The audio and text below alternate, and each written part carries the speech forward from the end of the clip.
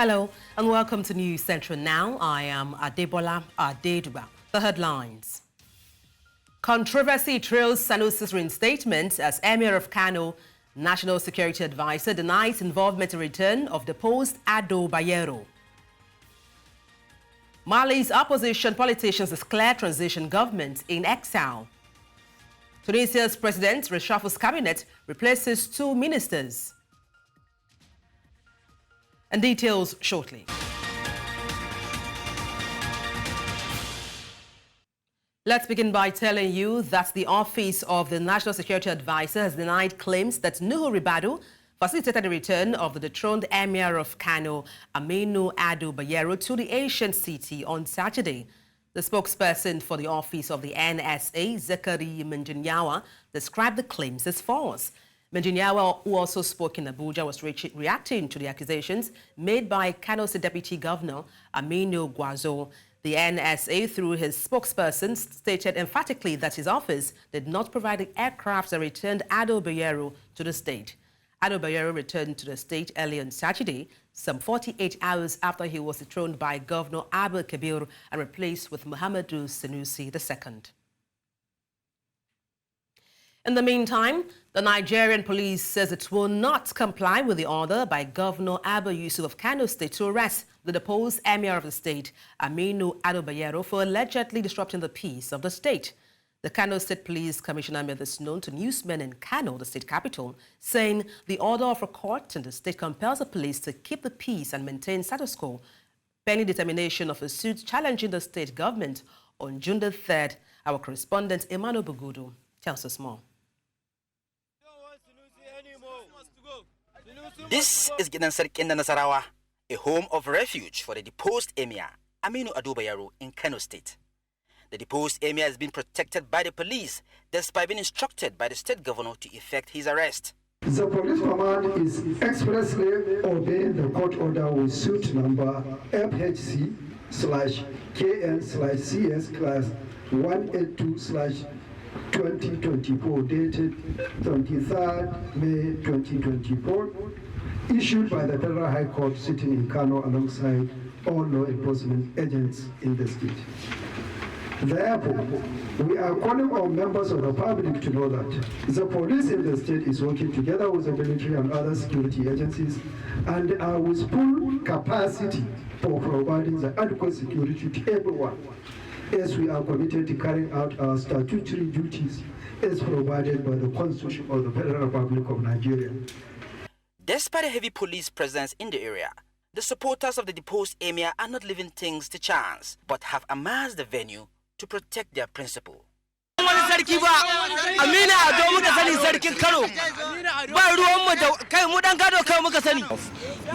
the state government, both the state government and the people of Kano State, including the security agents, the court order. That's what we are all after. We are in 100% of our Emir, Alhaji Aminu Ado Bayero, and inshallah he is our Emir forever and ever. So all we need here is just to obey the rules and regulations, because the court order said that Alhaji Aminu Ado Bayero, he is still the Emir of Kano State. So we beg the federal government and the state government for the peace of Kano State and the entire Nigeria in general. So we want the former Emir of Kano State just to follow the rules and regulations about the court order. Emir of Kano State, I'm support Alhaji Aminu Ado Bayero as an Emir of Kano State. We don't want Sanusi anymore. This is what our governor did. It's very, very wrong, which is we want the federal government to intervene about the issue, because we can't stand like this. We don't want Sanusi anymore. Back to the official palace of the reinstated Emir Muhammad Sanusi II. It's a carnival-like atmosphere as the new Emir sits on the throne for the first time in 4 years, receiving dignitaries. Well, I'll cross live to Kano State, where we have live images of the Emir Sanusi Lamido Sanusi as he ascends the throne.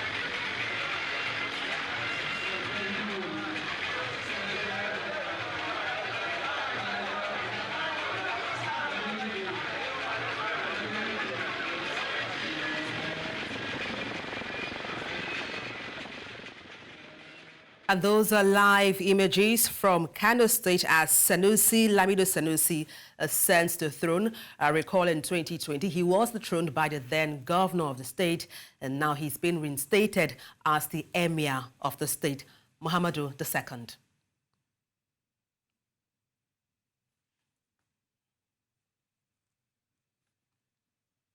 President Bola Tinubu has arrived in Lagos State to inaugurate the Lagos-Calabar Coastal Highway, estimated to cost about 15 trillion naira. In a statement on Saturday, presidential spokesman Bayo Ononuga said the president will commission several projects completed under his administration to celebrate his one-year anniversary. Lagos is the president's first point of call, as other projects commissioning would take him to other parts of the country during the week, beginning Sunday till Friday. And let's cross live to our correspondent Bettina Unweli, who is on standby. We don't have Bettina at this point. I will try to connect with her in the course of the news bulletin.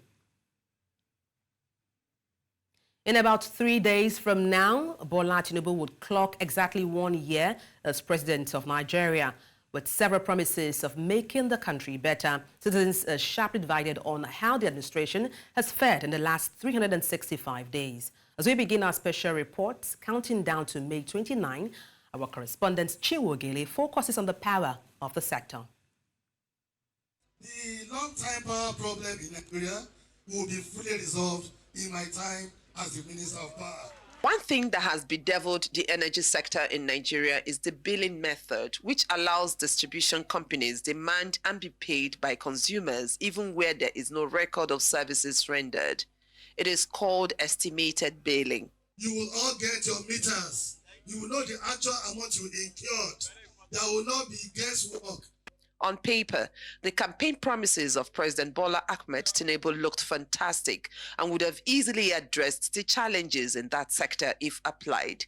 But 12 months down the line, the government is merely scratching the surface of the manifesto. We have not felt the effects. It's been power cuts, rolling power cuts, to the extent that even the little baby in this society has become accustomed to, power outages. It's not anything new. Part of the promises of Mr. President include encouraging domestic manufacturing of prepaid meters, focusing on solar energy, increasing rural electrification, harnessing of gas resources to power, and improving the power sector governance reform. While the disconnect is inherent in the generation, transmission, and distribution, the different stages in the power sector value chain is being debated. Spending of successive governments in this sector runs into trillions of naira, yielding partial darkness as fruits.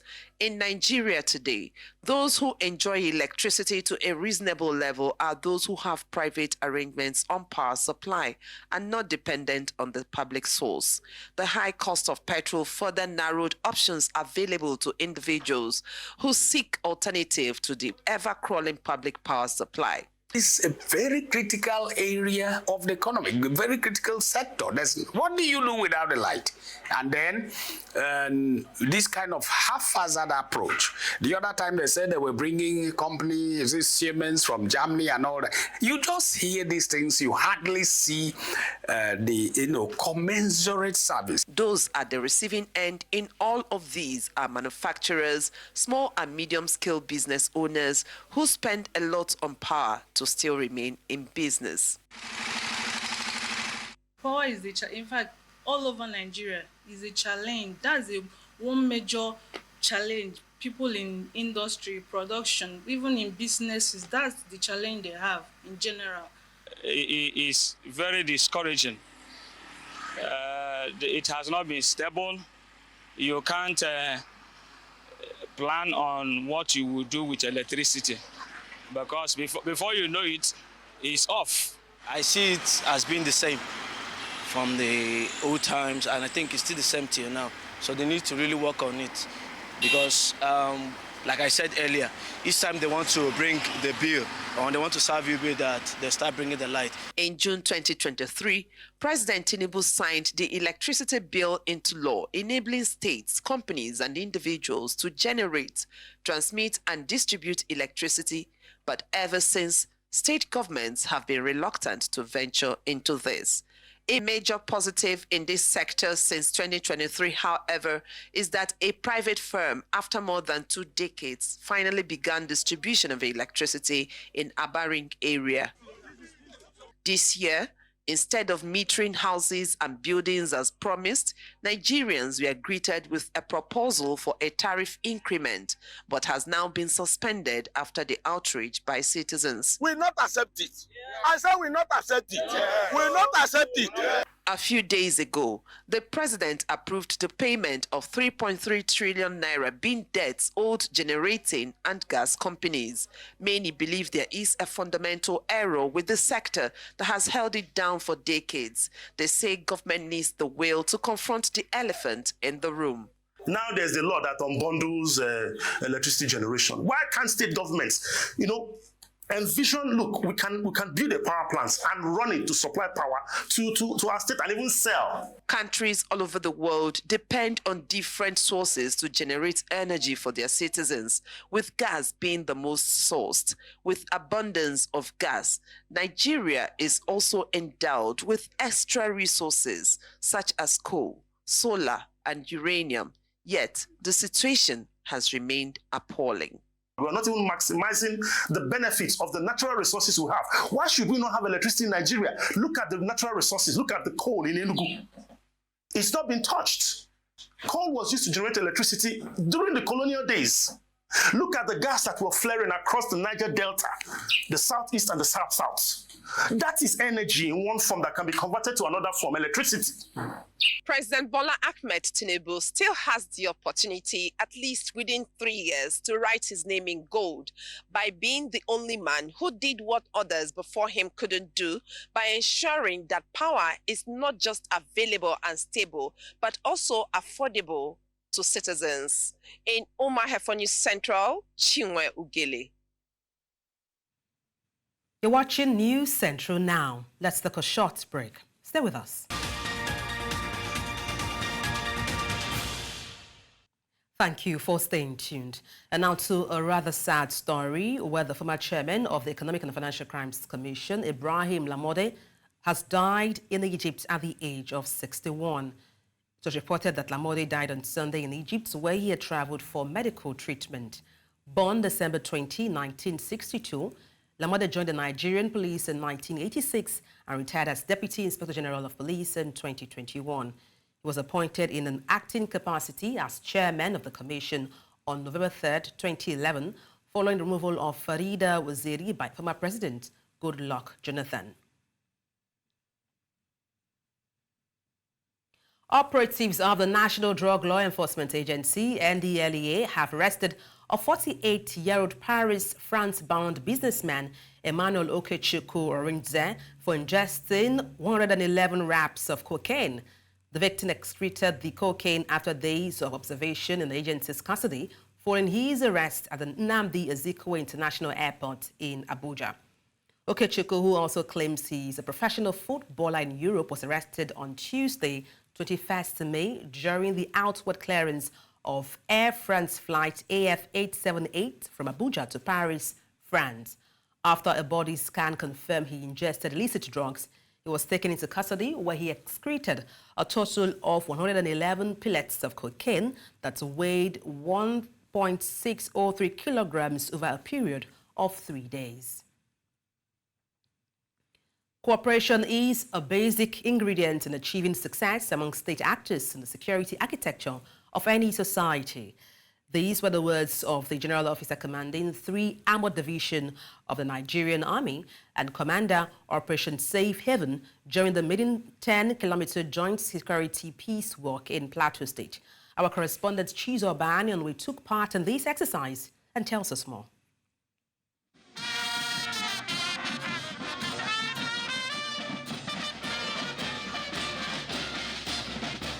In their uniforms, bearing different flags to identify with their agencies, over 1,000 security personnel from more than 20 security agencies and formations on the plateau gathered at the Polo Field in Jos for this mission, which is the first of its kind.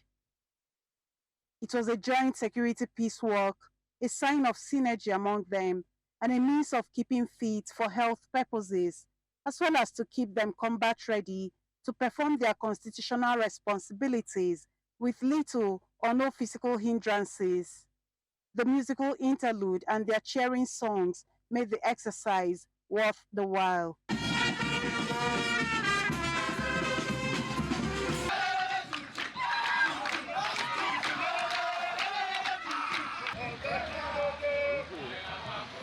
Host of the peace walk, the General Officer commanding 3 Armored Division and Commander Operation Safe Haven, says the benefits of this exercise cannot be overemphasized. The work that we do to make sure the citizens on the plateau are safe is mentally demanding and physically challenging. And that is why we must keep fit so that we are able to deliver on our constitutional mandate. The essence of this security work, therefore, cannot be overemphasized. Major General Abubakar is optimistic that continuous works such as this will be more beneficial in enhancing synergy among the different security agencies on the plateau.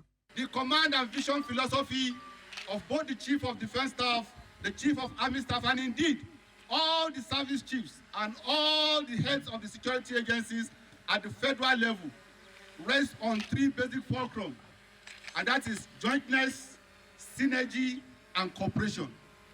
And that is what we are here to show the people on the plateau today, that we are one, we are cooperating with each other, and we will synergize to ensure that the plateau is safe.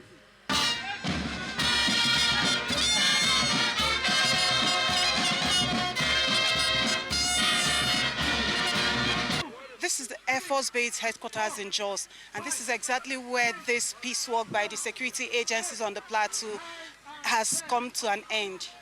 It is aimed at ensuring that they all keep fit at every point in time to ensure they are able to tackle any insurgency or any form of violent attacks on the plateau. It is the first of its kind, and it is hoped that this will be done subsequently to ensure they continue to keep fit. In Jos for News Central, Chizoba Aniwi.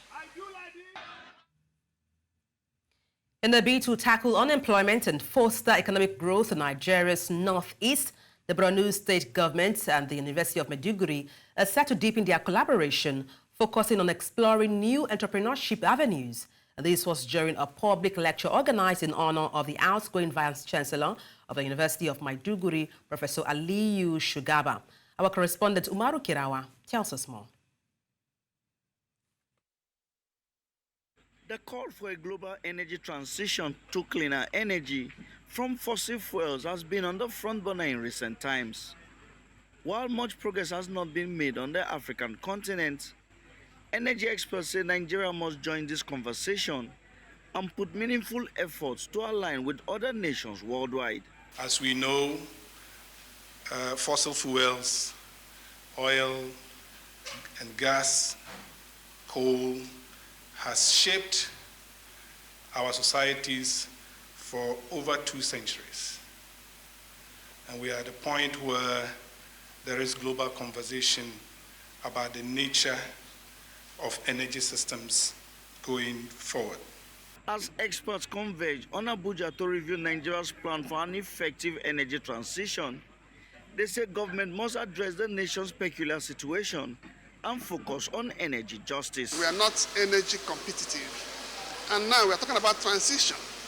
And transition is not just about changing sources of energy. It's going to affect businesses. There is going to be loss of jobs. There are going to be dynamic changes in the dynamics of the economy. And it is more so in an economy like Nigeria's, which is monocultural, which is oil dependent. So that brings us to the question of social justice, social equity in this transition. The situation in Africa and Nigeria especially is a little bit more complicated because we are one of the least emitters of carbon. And so the focus is not so much on decarbonization for us, but on the justice question, the climate justice question. They said despite efforts aimed at scaling down on the use of fossil fuels, government must develop its own blueprint to transit into cleaner energy. We're trying to make sure that we are able to support the government to put in place, policies and programs that really ensure that the energy transition is just for Africans, and for Nigeria especially. The energy transition plan in Nigeria is underpinned by a rapid scale-up of fossil fuel production, especially natural gas, which is to serve as a transition fuel, up to 2030 and beyond, really. They are calling on Nigeria's government to join the global efforts aimed at reducing the world's carbon footprint by 2030. In Abuja for News Central, I am Amadin Uyi. Nigeria's federal government has been tasked to work towards achieving climate justice in its quest to implement an effective energy transition from fossil fuels to cleaner energy.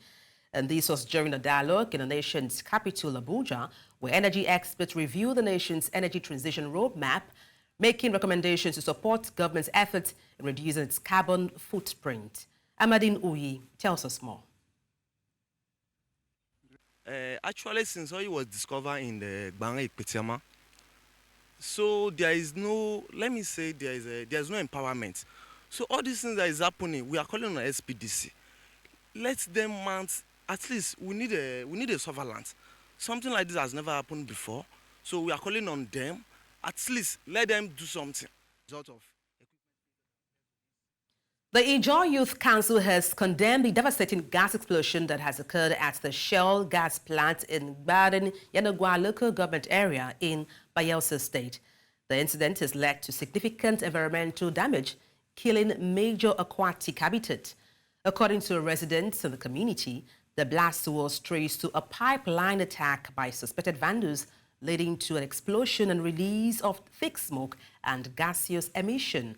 However, the national spokesman of the Ijaw Youth Council believes that this position is baseless. The Ijaw Youth Council threatens legal action over the Shell's gas explosion, holding Shell accountable for the impact of the multiple gas explosions and its impact on their communities. Actually, since oil was discovered in the Gbangre Ikpetiama, so there is no, let me say, there is no empowerment. So all these things that is happening, we are calling on SPDC. Let them mount. At least we need a surveillance. Something like this has never happened before. So we are calling on them. At least let them do something. Result of equipment failure that has led to this explosion that have destroyed our economic trees, and at the river you can see that the fishes are dead, floating, rotting, and the rest of it. So it's a serious effect. If this thing can affect the life that are living within this environment, that means human beings around too are not also safe. So we are calling on the multinational, especially SPDC that's operating this our environment, to take responsibility and see how they can be able to cushion the effect of this explosion to make sure that the people are safe in this environment. We are calling on them to come and take charge and take responsibility of what they have done as a result of the equipment failure, and see that they bring the necessary relief materials to the communities that are impacted and clean the environment so that we can also live safely in this place and their business too can move safely and effectively. The issue of vandalism has never occurred in this area. I listened keenly to the spokesman of SPDC who said it's suspected vandalism, that has caused this explosion. I can say it without fear or favor, for free, that since the inception of discovery of oil and gas in this territory, there have not been any incidents of vandalism. So it cannot start today. This is not an issue of vandalism. This is an issue of equipment. Coming up, Mali's opposition politicians declare transition government in exile. We have details shortly. Join us again.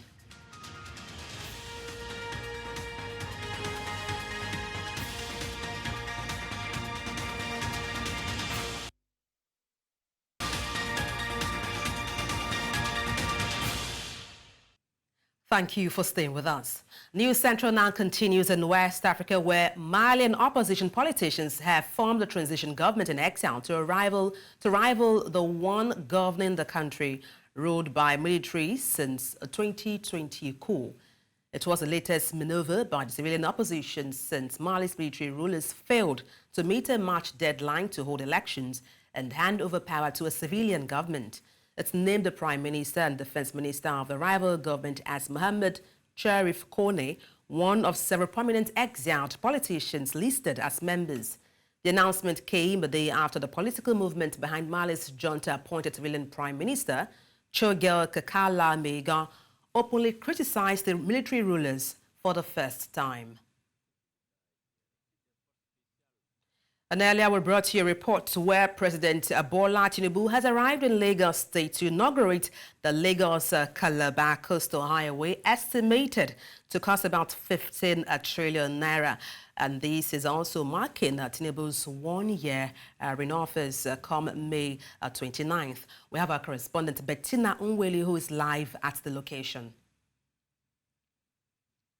She'll be joining us in the course of the news bulletin. These are just live images from that event. Burkina Faso's military regime, in power since the 2022 coup, will extend its rule for 5 years under an accord adopted during national consultations on Saturday. Colonel Musa Diallo, chairman of the organizing committee of the National Dialogue Process, made this known after the talks. Said the duration of the transition is fixed at 60 months from July 2nd, 2024. In Southern Africa, the radical left opposition party in South Africa, Economic Freedom Fighters, has held its final rally ahead of May 29 election. The EFF had their last big pre-election gathering in the northern city of Polokwane, the hometown of fiery leader Julius Malema. And speaking at the rally, Malema said the party has already won the elections.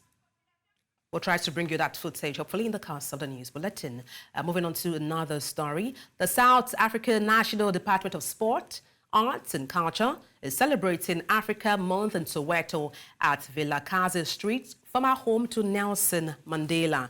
The 10th edition of Africa Month is celebrated under the theme celebrating 30 years of freedom building a better Africa and a better world. During the month, 25th May is a day set aside that marks Africa Day, when the continent pauses, reflects and celebrates unique African identity and cultural expression. The day is celebrated annually to commemorate the founding of the Organization of African Unity, founded on May 25, 1963.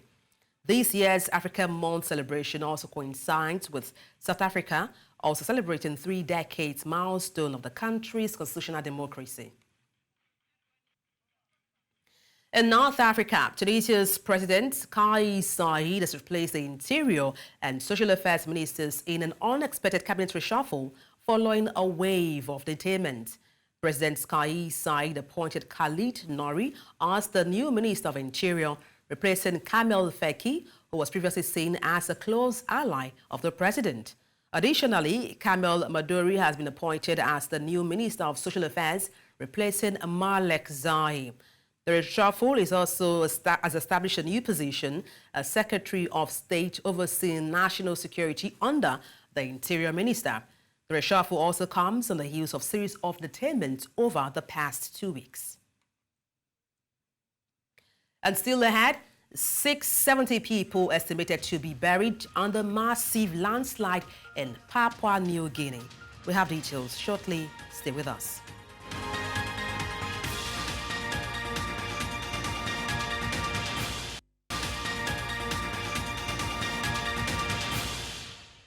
Thank you for staying with us.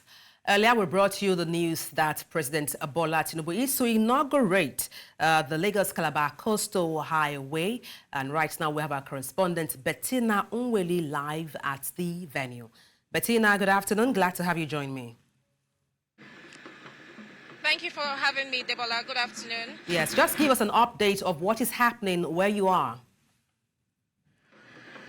Okay, so very quickly before he leaves, here is a snippet of the Minister of Works, David Umahi, inside a bus. You can see him receiving a phone call, and the bus is about leaving now. A few minutes ago, some dignitaries walked into the entrance along with some traditional rulers from Mopo Ijebu, but we are still awaiting the arrival of the president. You can see that there is heavy security presence here, and all vehicles have been cleared to pave way for the entrance of the president, but we are still waiting for him to get here. Right in front of me, we can see a cultural display of traditional dancers who are also waiting to entertain all dignitaries as well as the president on their arrival. More information to follow up as soon as we have it, and we have this place buzzing with so much media because everybody is waiting and anticipating to hear and to see what the president has to say. Anyone there, to understand how they feel about this inauguration? What are people saying about it? Well, if you see a banner in front, just by where the cultural dancers are, you can see that they created a banner saying thank you, and that is the Okunwaja community who had their chainage being rerouted. So that means that this project is not going to affect that community anymore. And you can see from the banners that they are very high in appreciation, and they also have a full community wearing branded T-shirts waiting for the president, probably to also give him a warm welcome and to show their gratitude for saving their community. I know you mentioned the president is yet to arrive, but then how about other dignitaries? Who have you cited so far? So far, we've only cited the Controller General and the Minister of Works, along with some other aides of Lagos State Governor. But apart from that, no other dignitary has shown up yet. And I also mentioned earlier that we had some traditional rulers from Mopo Ijebu as well. They are inside the hall as we speak, but we are yet to receive other dignitaries as they come in. Thank you so much, Bettina Unweli, our correspondent right there live at the inauguration of the Lagos-Calabar Coastal Highway. Bettina, thank you once again. Thank you, Debola.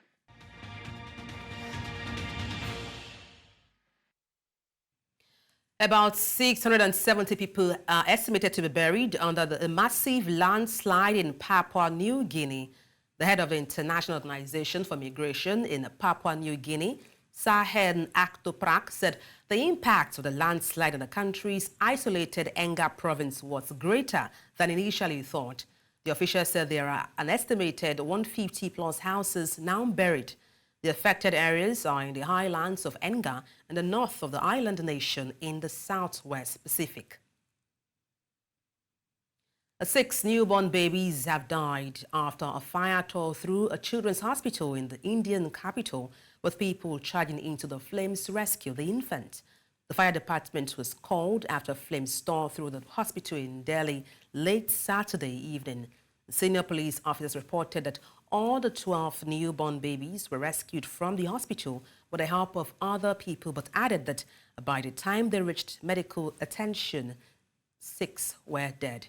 The blaze in the hospital broke out hours after a separate fire at an amusement park in India's western state of Guruja left 27 dead, including 4 children. पूरा वो जो centre है वो जल गया है और छोटे-छोटे मासूम बच्चे जिन्होंने अभी दुनिया देखी भी नहीं, उनमें से 12 बच्चों को रेस्क्यू किया गया, उसमें से 6 की मृत्यु दम घुटने से हुई।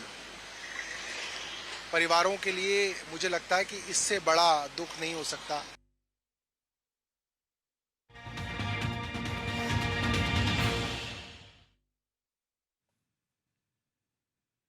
The Super Eagles defender Bright Osayi Samuel may face disciplinary action from the Turkish FA for using inappropriate language in a football match against Galatasaray.